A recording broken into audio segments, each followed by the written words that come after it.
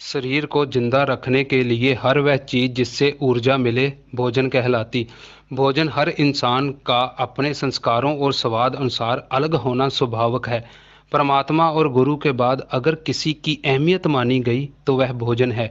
धन गोपाल, धन गुरुदेव, धन अनाथ भूखे कवल टहकेव, धन ओय संत जिन ऐसी जानी, तिनको मिलिबो सारंग पानी। जैसे दूसरे को भूखा रखना अत्याचार माना जाता, वैसे ही अपने आप को भूखा रखना भी अत्याचार ही है। भोजन त्यागने से परमात्मा की प्राप्ति नहीं हो सकती, क्योंकि उसे तो किसी कीमत से नहीं पाया जा सकता। और तूने कीमत भी लगाई तो दो रोटियां। अन्ने बिना न होए सुकाल, तजिए अन्न न मिले गोपाल। जरूरत अनुसार किया भोजन शरीर के लिए वरदान, पर जरूरत से अधिक किया गया भोजन विकार पैदा करता, जिससे तन रोगी और मन सोगी हो जाता। बाबा होर खाना खुशी खुआर, जित खादे तन पीड़िए, मन में चले विकार। दुनिया में उतने लोग भूख से नहीं मरते जितने ज़्यादा खाके बीमारियों से मरते हैं। भूख में खाया एक एक निवाला भी अमृत, और ज़रूरत से ज़्यादा खाया एक एक निवाला बीमारियों को न्योता देता। ज़्यादातर लोग तो खाने को देखकर इस तरह टूट पड़ते जैसे कई जन्मों के भूखे हों। परमात्मा ने तोहफे के तौर पर इतना सुंदर शरीर दिया, कई लोगों ने तो खा खा कर इस कंचन जैसी देह का ही सत्यानाश कर दिया। जो लोग अपने शरीर के साथ इंसाफ नहीं कर सकते, उनसे और क्या उम्मीद की जा सकती। फिट एवेहा जीव्या, जित खाए वधाया पेट, नानक सच्चे नाम बिन सबो दुश्मन हेत। प्राचीन काल में मनुष्य फल पत्तों के साथ कच्चा मांस खाकर अपनी भूख की पूर्ति करता।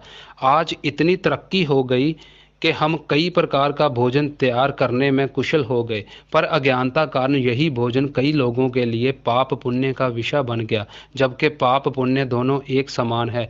पाप पुण्य दोनों एक समान, निज घर बारस तजो गुण आन। आज सारा संसार दुविधा में पड़ा कि भोजन शाकाहारी होना चाहिए कि मांसाहारी। देवते मांसाहारी भोजन के साथ शराब भी पीते थे, जिसे सोमरस कहा जाता।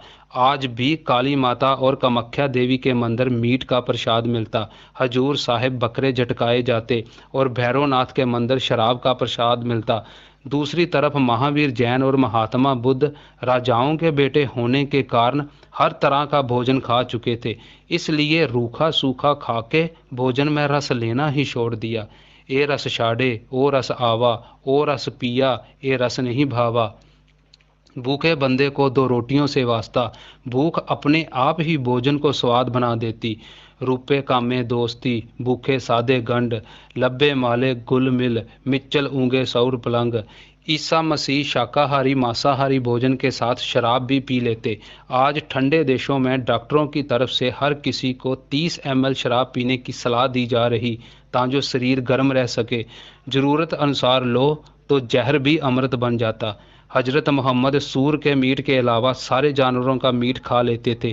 सूर भी सिर्फ इसलिए छोड़ा कि गर्दन की हड्डी मोटी होने के कारण उसको हलाल करना मुश्किल। किसी अनुसार मीट झटके वाला सही और किसी के लिए हलाल किया हुआ। कुरान पुराण बाइबल किसी में भी मांस खाने की मनाही नहीं की गई, बल्कि हर खुशी के मौके इसको खाना अच्छा समझा गया। मांस पुरानी मांस कतेबी, चहुंजुग मांस कमाना, जज काज ब्याह सुहावे ओथे मांस समाना।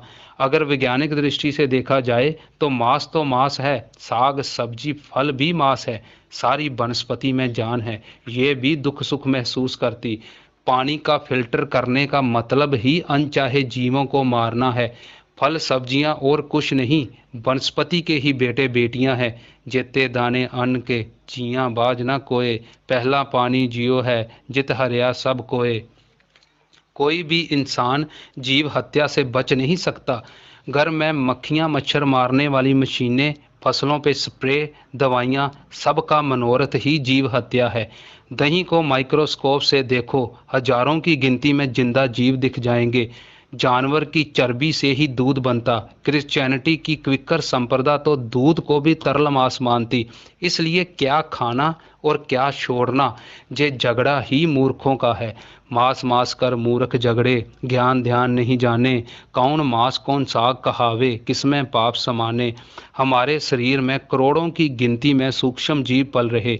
सांस लेने से लाखों सूक्ष्म जीव हमारे मुंह अंदर चले जाते। हर वह भोजन जो हमें जीवन देता, उसमें जीवों का होना अनिवार्य है। जियां का आहार जी खाना एक करे, विच उपाय सायरा तिन्ना भी सार करे। आदमी स्वतंत्र है, अपनी मर्जी से कोई भी भोजन खा सकता, इसलिए क्या खाना और क्या नहीं हर इंसान की अपनी पसंद होनी चाहिए। हर इंसान कई जानवरों का सुमेल है, किस समय कौन सा जानवर क्या खाने को मांग ले कुछ नहीं कहा जा सकता। मनुष्य बड़ी लंबी यात्रा से कई जूने भोग के आया, शाकाहारी मांसाहारी होना उसकी अपनी फितरत। भोजन परमात्मा को जानने के रास्ते में रुकावट नहीं बन सकता, इसलिए बाहर की खाने पीने की उलझन खत्म करके मन का भोजन ग्रहण करना चाहिए। तृप्ति उसी से ही होगी। तृप्त भई सच भोजन खाया, मन तन रसना नाम ध्याया।